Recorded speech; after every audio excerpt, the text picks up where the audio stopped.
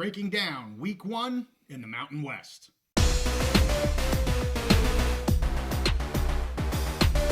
College football is back, and we're back on the big mountain. Hey, it's good to have you back on the mountain. I am JY, and this is my good friend Steve. We're going to do a Mountain West summary of some of the week 1 games. Steve, I'm going to break this down into the good, the bad, and the ugly, and there was a few uglies. So we'll save the ugly for the end. Let's start with the good, because overall, Steve, this was a good week for the Mountain West. Yes. You know, not just wins, but good showings and all that kind of stuff. I'm going to start with, for me, what was the biggest win and national attention this team is getting, and rightfully so. It was a team I've been high on here. Again, week 1, a lot of football yet to be played, but I want to talk about the UNLV Rebels.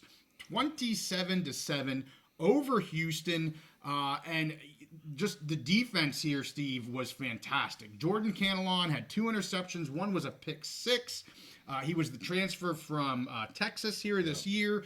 He spent time with Arkansas before that, so he's been in the Power 4 up until this year.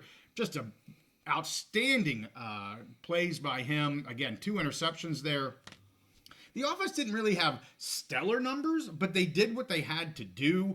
And the defense held Houston to 247 total yards in this game, only 38 rushing yards on 26 attempts. Wow. I talked about this defense being better. That front 7 there, 36 rushing yards on 26 attempts. My goodness gracious. Well done, Rebels. I am anxious for a fantastic year from you. You started out great for you guys, and you started out great for the Mountain West. So let's get to another game. Oh, you want to talk that game? I just want to My bad. Couple quick thoughts. One, everything that you've been saying about UNLV showed out in game 1, so kudos for that. Still early in the season, but we'll see how that goes. The defense, you talked about a player. We've talked about this as a recurring theme. A transfer player from a Power 4 program. Right. You know, everybody wants to focus on the transfers. Okay, the big schools are going to pick the talent from the little schools. Right. And we've said this is also a great opportunity for a talent that maybe isn't going to start at a school like Texas, but boy, they can come down and play in the Mountain West and do really good and be a starter, not just a backup. Yes. Be a starter, and now he's a huge part of that UNLV defense. Yes. And then my last thought on UNLV, that's been the buzz.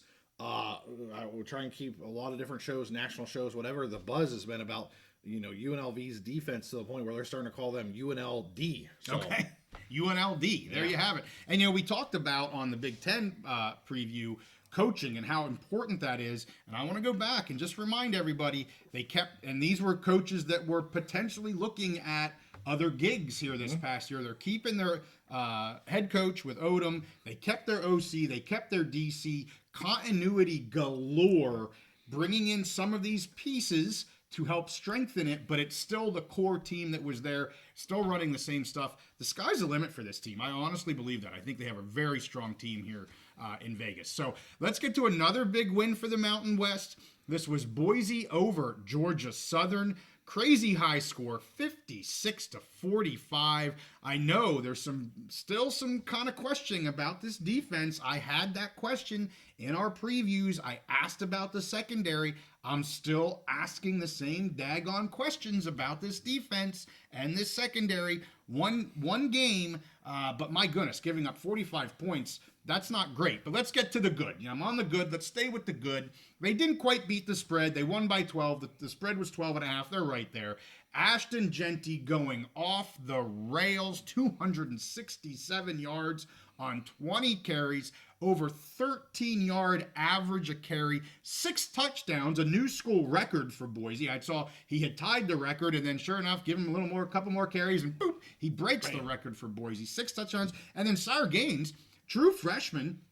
They're like, hey, let's share the wealth with some other people. He comes on. He has 110 yards on 12 carries, so he's at a 9.2 average yards. He has a rushing touchdown and a receiving touchdown Goodness gracious, just running all over the place. Then Madsen, 22 of 31, 280 yards, a touchdown and an interception. Did everything you asked this kid to do, was in control of the offense, good reads. You know, your star here is your running game. Your star here is Ashton Genty. Madsen just has to control the game, have good knowledge of the game. That's why he's the starter, and he proved it here in this. He does everything you want him to do. Let's get to the defense. I do have to be a little hard on them. Gave up 461 yards, 322 of them in the air. Again, biggest question for me for this team. Hopefully they can correct some things. But Georgia Southern was 12 of 19 on third downs. That must get better as well. And there was 8 penalties for 90 yards from Boise. Again, that's just not good enough. So when you look at, like, why was this so close? Well, the offense did 56 points. They did what they were supposed to do. But why is this game so close? Why didn't they cover? It was because of that defense. It was because of that secondary. And, those penalties clearly have to come down some. You can't have 90 yards of penalties and hope to be beating spreads. So good win for the Mountain West. Doesn't derail anything for Boise. It keeps them right on track. But my goodness, defensive secondary, let's step it up. So I got a couple thoughts here. Yep. Ashton Genty, like you said, 267 yards, 6 touchdowns, sets the school record. What a way to kick off his 2024 Heisman campaign. Yep. We had A.D. Dickey on, and we asked, what's going to be the school's role in promoting and hyping him? Right. He kind of gave a little bit of a political answer in, hey, he's a great player. He doesn't need to be hyped. He's just winning, but at the same time, we want to let everybody know, how he's doing. Well, I noticed the Boise social media accounts during the game, they were Genty for Heisman. Yep. Every time he scored, 6 touchdowns. Every time he scored a touchdown, and when he broke the record and whatever. So they're already active. They're already on it. I love to see it. Yes. Because I just love to see him get on that stage Absolutely. This year. How awesome would that be for Boise, for him, for the Mountain West?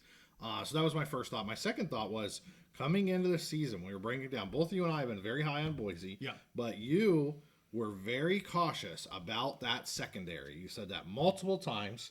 Now, it seems like maybe some of the Boise, the beat writers and the people covering it weren't as concerned, but you brought up that concern multiple different times of their secondary and how it wasn't good enough last year and need to be better this year.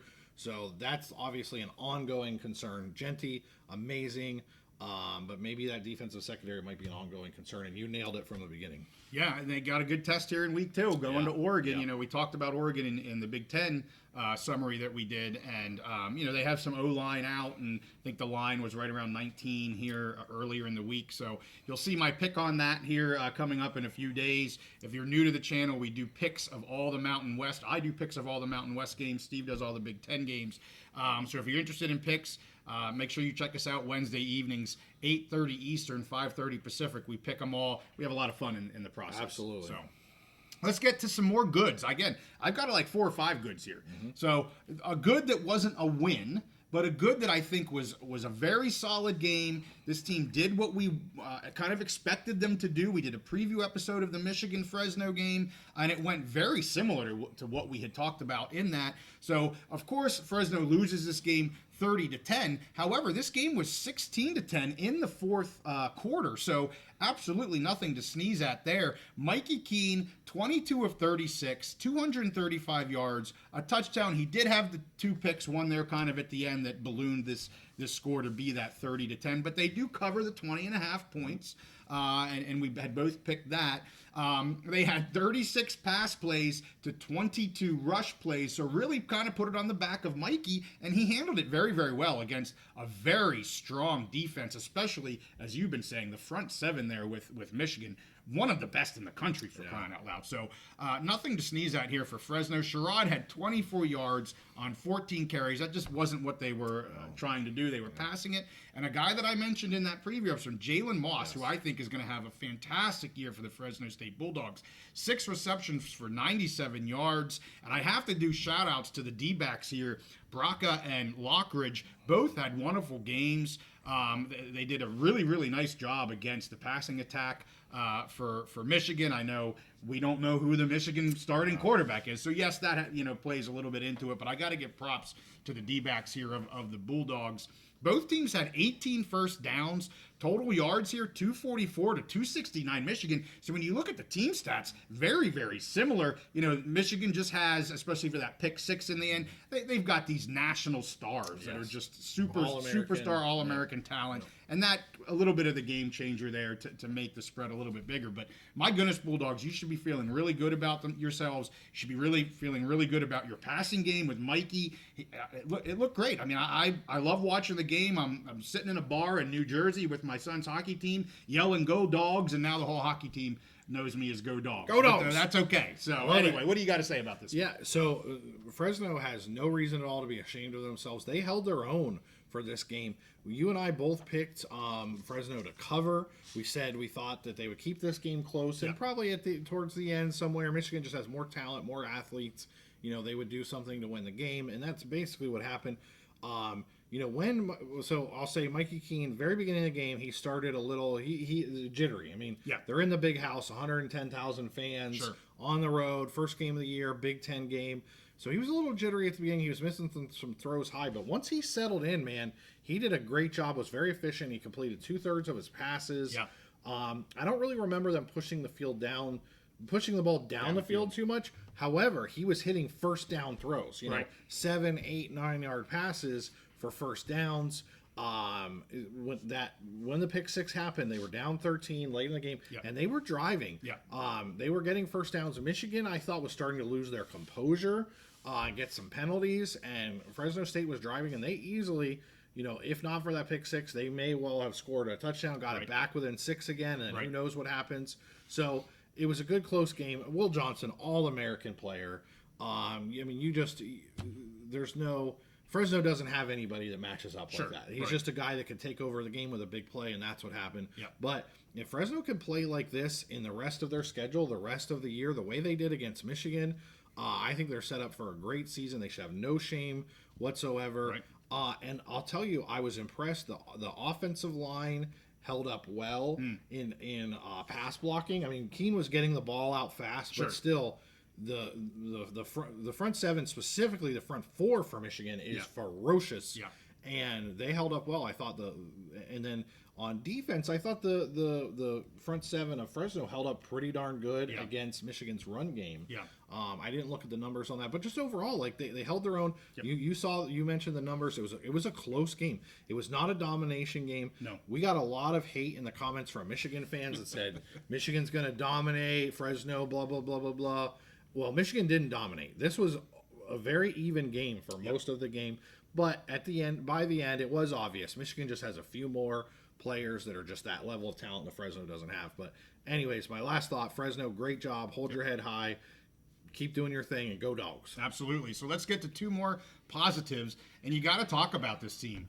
Nevada, the Wolfpack, getting the win at Troy, 28-26. And I did pick them getting points. They said, we don't need the points. We're going to win this damn game straight up. Great win against Troy, and I know Troy's not the Troy of last year. They're picked to be about a 500 team this year, but I picked Nevada to be at the bottom of the Mountain West. They had a really good showing against SMU. They've parlayed that right into a great road win against another solid G5 team. Team stats here were very close. Of course, it's a 28-26 game. You would expect the team stats to be pretty close. I mentioned Lewis, the quarterback coming out of the SMU game. Another very solid game. 17 of 20, Steve. 17 of 20, 158 yards and 2 touchdowns. And we talked about this quarterback coaching tandem, putting this kid in the spot to be successful. And that was my big knock on your Penn State Nittany Lions offensive coordinator and Drew Aller last year. I didn't feel like they were putting this kid in a spot to be successful. Let the kid do what he can do. Don't ask for more than him. And, I love where Nevada's at right now. Both Red and Garrow combined for the rushing game here. They had 188 yards total combined, 2 touchdowns. They didn't have any turnovers. They only had 4 penalties. I mean, everything you want to see about going to be a close game on the road. You know, you're able to run the ball. You're able to have very limited penalties. You're able to not have any turnovers. What does that mean? If it's not a win, it's a damn close game. Well, for them, it was a win. Props to you, Nevada. I'll eat crow on you all season if I have to. Yes, you're 1-1 here now, and you have a difficult schedule, so we'll see where they end up with wins. But I'm super happy happy for the Wolfpack. Anxious to see what happens the rest of the season. I mean, you got a team that was one of the worst teams, one of the bottom, 2 or 3 teams in the Mountain West last year. Made a coaching change, and like you said, I said last week I was impressed with what I saw from the quarterback.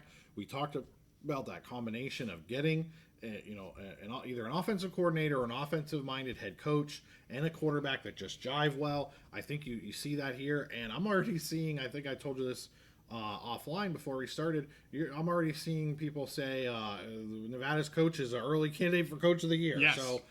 Just amazing for Nevada. I mean, they could be the surprise team in the Mountain West. Well, for Choate, I mean, you look at this. They're close to SMU. They win this game. I mean, I said it. We're so early on. You could pick a whole bunch of coaches, but the fact that he's even getting named right now because of not just me. Everybody thought Nevada was going to really, really struggle.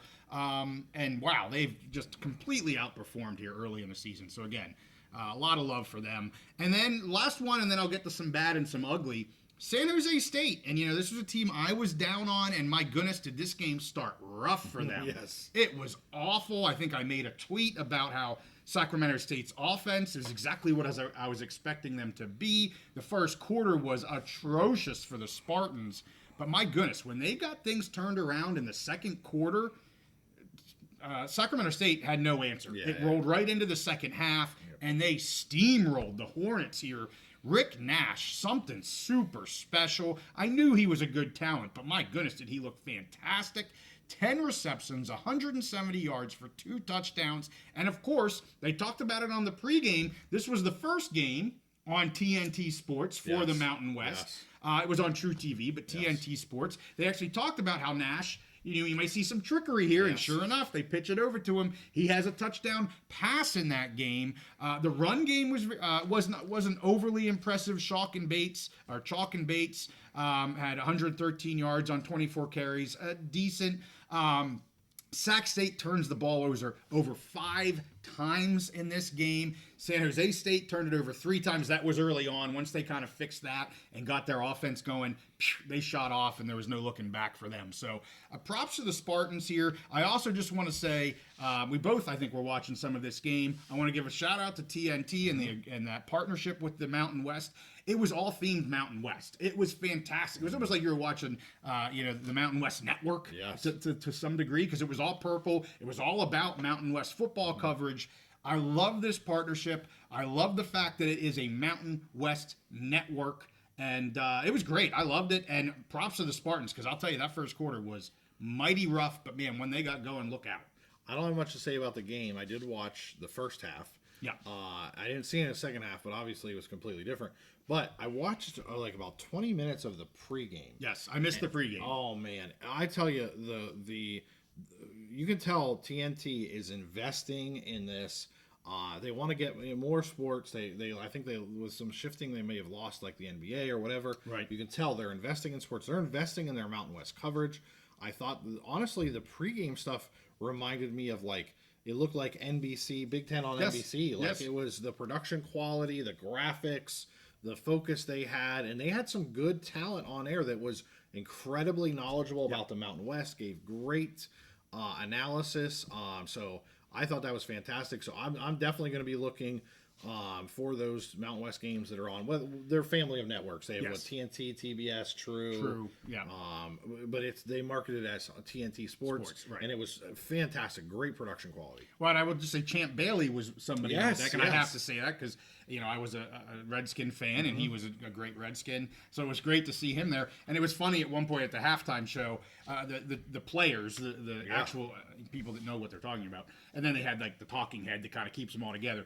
One of them, it wasn't Champ, it was Champ and somebody else were talking about a game, and then the guy goes, "Now explain that to me like I don't know what you're talking about," or something. It was something along those lines. And it was funny because it's like, no, you actually don't know what they're talking about. But he also did it to try and help the viewers better understand. But yes, I mean, first game on that network, first time that they've done it. Well, you're going to have some kinks, but overall, I agree with you. A whole desk of 4 guys only covering that game, only covering the Mountain West. Phenomenal. Graphics look beautiful, the production quality. Now, during the game, and I don't know if it's that stadium, because I think that was in San Jose. That was San Jose. Yeah, some of the camera angles weren't stadium. great, yeah, but you could tell where they could control things in their studio or whatever. Fantastic coverage. Yes, agree. So let's get to the bad, and I'm going to put maybe a little harsh here, but I struggled to find a bad because I really had the good and the ugly. So I'm like, here's a bad that I'm going to throw out there. Air Force 21-6 over Merrimack. So only a 15-point win here for Air Force, and I had take Merrimack with the points. So this was one of the wins that I had on my picks. Merrimack, I mean, it's crazy it was this close. Merrimack turns the ball over 3 times. They had 11 penalties. They're in Air Force. Air Force's average rush per carry was 3 yards for an Air Force team, which is like their offense. I will say, Steve, you'll be happy. They threw the ball 14 times. Awesome. Now, I think they only completed 6. But, hey, they threw it 14 times. So I have this as the bad because, Air Force, I was a little down on them early on. And I said, other than the fact that they get this easy schedule, probably the easiest in the mountain, one of the easiest in the Mountain West, that's why they're going to get these wins because of who they're playing. I was worried about this team because of all the turnover. I was worried about both offense and defense. And let me tell you, this game does not make me feel better about my prediction of them. It's kind of who I thought they were, and they're going to get the wins because of who they're playing. Yeah. But 21-6 and only, carrying the ball on an average 3 yards per carry for this team. Not a good first game for the Air Force Falcons. I've brought this up a few times, and I really, and I'm a Navy guy. But I appreciate all the service academies. Yeah. I really still wonder. Last year was the first year of the rule change where they eliminated cut blocking. Yeah. Air Force did pretty good for most of the season last year. They started out great. They had a little spell there. I think they lost, was it the Army, and then they had a couple losses or whatever. Yeah, when Larier went out, they fell apart a little bit. But I just wonder long term, the combination of the rule change, I mean, that was their bread and butter. That's so much of their offense is that cut blocking. Now, hopefully they can adapt to that. But then also in this era of the portal, they can't take any portal transfers or whatever. You saw a UNLV team who brings in that really great, defensive player from Texas. Air Force can't do that. Right. So I wonder, and this will be a long-term conversation, but I just wonder how the service academies are going to do over the next 10 years or so. It just might be a rough time for them. Yeah, great point. So let's get to the ugly, and I have 2. I'm going to start with Colorado State University, and I see some people saying, oh, yeah, but they played Texas. I'm sorry. 52-0 against Texas is not okay if I'm a Ram fan. You've got to be scoring some points. Fowler Nicolasi, one of the best, and the Ram fans would probably say the best quarterback in the Mountain West, was 10 of 18 for 59 yards and an interception. His beast receiver, Horton, who, again, a lot of people would say is the best or one of the best receivers in the Mountain West, 31 of those yards came from him. Not a good look for this offense, and this offense has to perform because their defense is not great. They'll be okay, but this offense has to be scoring points in order for them to succeed in the Mountain West. And I get it. They played Texas, and we all know Texas, they have national championship aspirations. I get that. But this is not a good look. 52-0. They do look to rebound next week with Northern Colorado, and then the big game after that against Colorado. So yeah, we'll see what happens here. I'm struggling at 52. It's the 0 that really. That's why I make this an ugly 0. Ooh, that's rough. I've had my doubts about Colorado State the last couple years. You've talked about this is probably a put up or shut up year for their head coach. Yes. And I don't have the long history beyond basically last year and this year of really being knowledgeable about the Mountain West. But everything I've seen has caused me to have doubts.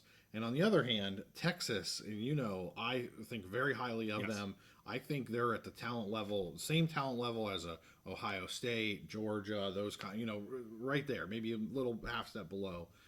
So it doesn't really surprise me, but for as a Mountain West fan, and if you're a Colorado State fan, I can understand why you're really like, oh God, is this a precursor to a bad season? When I had taken Colorado State with the points, twofold. One, because I thought their offense would be able to score some points. They scored nada, and I thought by the end, they would keep it close enough, and maybe get that 30 points. Blown out of the water, 52-0. You're almost doubling up the daggone spread here, and I don't care about the loss. My loss being picked. That is a rough game. Yep. Let's get to the worst, the ugliest of the ugly. If you thought CSU was bad, I have to really talk true about my Pokes and Wyoming not showing up at all. 48-7 versus Arizona State. They dug a hole from the very beginning, and they just kept digging. Yeah. I guess they thought the way out of the hole was to keep digging down, and it didn't work that way. But my goodness, it went from bad to worse here. Total yards in this game, 499 to 118. 3 turnovers for the Pokes. I see a lot of people really questioning. It was like, okay, the offense struggled. We kind of knew maybe with Svoboda we weren't 100% sure, but they were. A lot of Poke fans are really kind of coming down hard on the defense. I'm sorry. When your offense just keeps. You can't. They were 3 and out. 7 out of 10 possessions were 3 and out. One of them was a scoop and score, for crying out loud. I mean, the defense was out there all the time. I get it. You can be disappointed in them. But my goodness, when your offense can't, they only had a few possessions that they were not a 3 and out. The only score, the 7 points, was at the very end of the game when the clock ticked 0. We had our second team in. They had their second or third team in. So that 7 points is really somewhat irrelevant here for the Cowboys. And Svoboda here, his first pass, a pick 6. Ouch. Then, his second possession, he throws another interception. Again, as I said, they started digging, and they just kept digging. One can only hope they can package this thing up, put it in the toilet, flush it, let it go off into the Pacific Ocean, wherever poo goes in Wyoming, and move on to the next game. Because as I said early on, their out-of-conference is 4 winnable games, but they're 4 losable games as well. They start with Arizona State. They go right back to Idaho. We talked about Idaho and Oregon, who looked solid against the Oregon team. Then they've got BYU, and then they've got North Texas. I mean, that could be 4 losses. I certainly hope that's not 4 losses. You got to package this thing up and throw it out because it was ugly. There's nothing you can really take away from it. Let's move on. I am not changing my outlook for the Pokes based on this one game. But caramba, Steve. I have one thought. Go. Okay. I watched most of the first half, a good amount of the first half. I was surprised at how, from what I saw. Yeah. Because I think I was switching back and forth. It was the end of the Fresno game. Yes, right. And once I was over, I switched over and I watched the rest of the first half. So I was surprised at how they used Svoboda. Okay.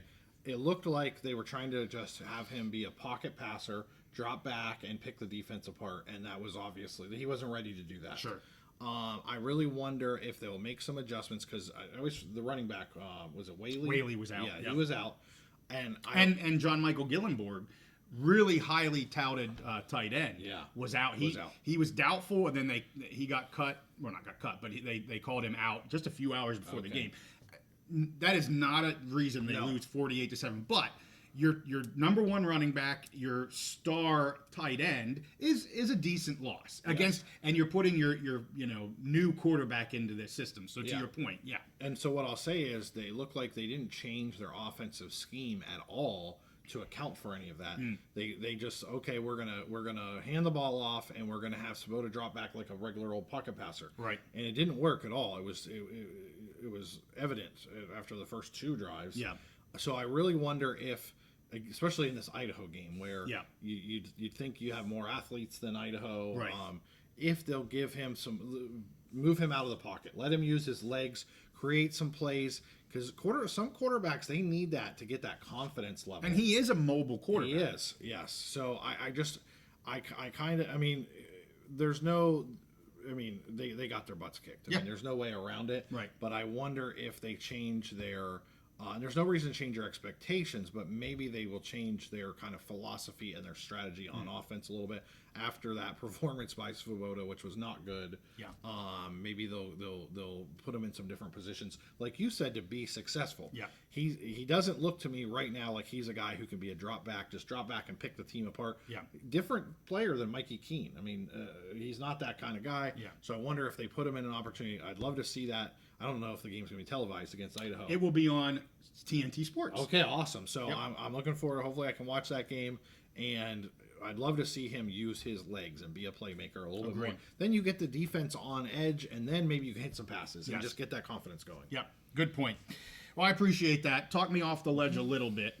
Talk the Wyoming fans off the ledge a little bit. So those are the games. I know I didn't hit all of them. There's some others out there. Again, I wanted to kind of use this, the good, the bad, and the ugly. And overall, a really good week one. I give it a solid B for the Mountain West. Yeah, we had a couple stinkers. But the teams that, other than the Cowboys here, the teams that I had at the top of the conference did what we wanted them to do, did what they needed to do, maybe made a bit of a bigger splash, UNLV, than what people were giving them credit for. So, yeah, overall, a very positive week here for the Mountain West. Remember, we do our picks Wednesday evening, 8:30 Eastern, 5:30 Pacific. I'll be doing all the Mountain West teams all season long. We'd love to have you join us on those live episodes. With that, make sure you give this one a like and subscribe if you love our content. We'll see you next time on the Big Mountain. UNLV.